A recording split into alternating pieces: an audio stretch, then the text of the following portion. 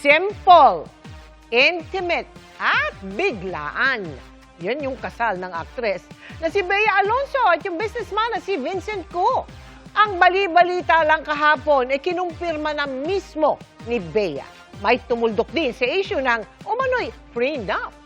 Ang iba pang detalye, tinutukan ni Mari Zumali. Magmula ng mapabalitang sila na hanggang sa magpalitan ng I do, pinili ni Bea Alonzo at fiancé na si Vincent Co na maging pribado. Tanging sa isang post ni Bea na may kalakip na love song na kumpirma ang kasal. Matagal ng spekulasyon ng pag-iisang dibdib mula Paco Church hanggang Europa. Pero pagkahaba-haba man ang prosesyon, ang tuloy nito sa Makati City Hall pala. Sikreto at malayo sa mata ng publiko na naganap alas 7 ng gabi nitong Lunes.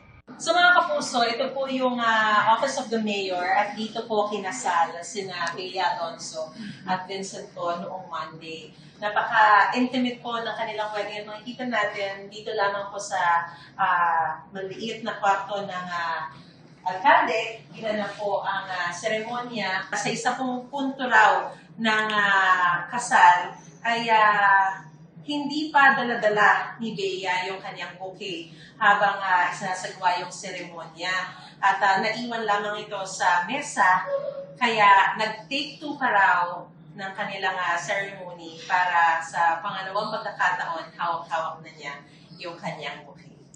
Bilang respeto sa privacy ng mag-asawa ay hindi nagpaunlak ng panayam ang nag-officiate ng civil wedding na si Makati Mayor Nancy Binay. Pero ayon sa mapagkakatiwalaang source, hindi hihigit sa 10 minuto ang kasal na sinaksihan lang ng yaya ni Bea at dalawang common friend. Dagdag nito, Mayo pa binanggit sa alkalde ang plano, pero nagsabi lang na gusto na nilang pakasal nitong Biyernes o nitong Linggo. Pero di natuloy dahil sa 4-day work week sa lungsod.